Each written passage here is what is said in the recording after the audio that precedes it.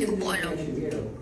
Pero nung time na po na yun, sinabi ko sa kanya yun na, paanong hinahak, nagko-content kami dito. Cherry White inireklamo kay Sir Raffy Tulfo si Boy Tapang. Pero bago ang lahat, may galab shoutout muna sa aking mga kamaritis dyan na mga buzzers o kaya di ba nakakagulat. Ngayon magbibigay tayo ng video reaction. Ayan ha, video reaction or opinion na natin na naman dito nga sa nakakagulat na balita na itong si Cherry White ay tahimik lamang. Pero bigla na lang nasa Tulfo. O diba? Sikreto lang yung ginagawa nitong si Cherry White pero magugulat ka na lang na nandun na siya kay Sir Raffy Tulfo.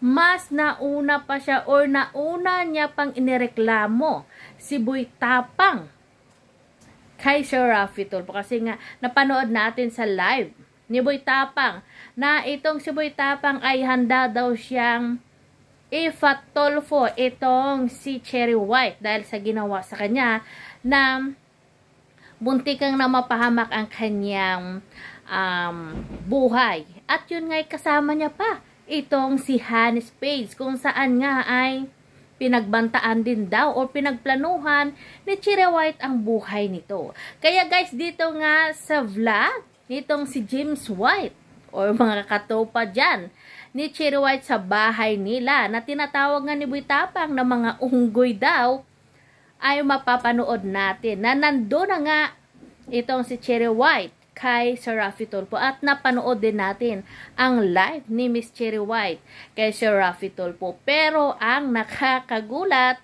ay itong si Boy Tapang. Nasabi niya daw, natulog daw siya at kagigising niya lang, meron daw tumawag sa kanya, meron daw nagpa-Tulfo.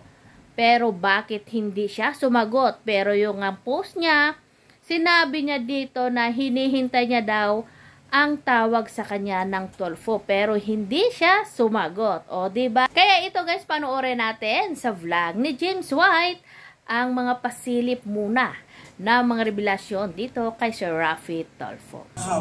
Para makapag-react. Wala, hindi siya sumasagot ngayon. Kanina sumagot na siya. Ano sabi niya? Sabi niya kagising ko lang. Ngayon nga daw hindi daw sumasagot. Ako nakakahawak para makapag-react. Nagko-content kami dito na nalagaw lahat ng Facebook. PH kasi siya, dahil. Ikaw lang gagawa dito, alam mo. Wala siguro siyang kasama sa bahay. Siguro wala siyang kasama sa bahay. Hindi niya alam na ano lahat ng Facebook. Paluko. Sir, puro bad words voice na. Nag-message sa kanya kaagad na parang pinakakto. Hindi na po yung conversation sa akin. Okay, message kasi. Bakit niya naisip yun? Siguro po dahil galit siya. Galit siya? Bakit po siya galit? Sir, matindi magalit yun, nakakatakot. Supportive. Puno na ako. Punong-puno na ako kay Cherry nyo. Punong-puno na ako. Punong-puno na ako. So yung gabi na yan, nag-away kami.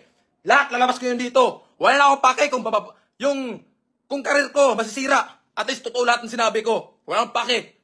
Kasi nagpakatotoo ako. Nanahimik ako. Puno na, ubos na respeto ko. Wala na akong ubos na. Pati kaluluwa ko, inubos nila. So ngayon, ng gabi na yon, pumunta kami police station. Nag-file ng kaso. May video ako. Yung tropa ko, si Jules, yung payat. Yung isa, tropa ko. Kasi andito sila lahat nung gabi na yun kasi sinalubong na birthday ko. Pugbog kami lahat. Pati yung motor ng tropa ko, winasak niya. Ako nagpagastos. After nyan, police station, ilang oras, pahinga. Si Cherry nagchat sa akin. Kausapin mo ako, gusto kong maging okay tayo. Sobrang tanga ko dahil mahal ko pa yung tao. Nagpag-ayos ako. Kasi akala ko nung time na yon, yun na talaga. Kasi malala na eh.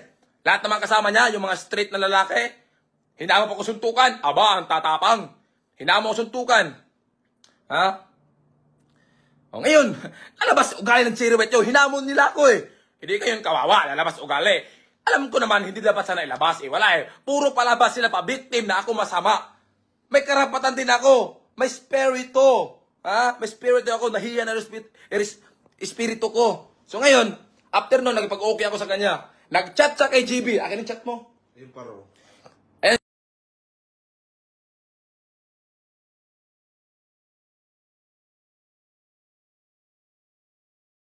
Asan? San ba kayo ngayon? Sabi ni JB saan ba kayo Miss Che?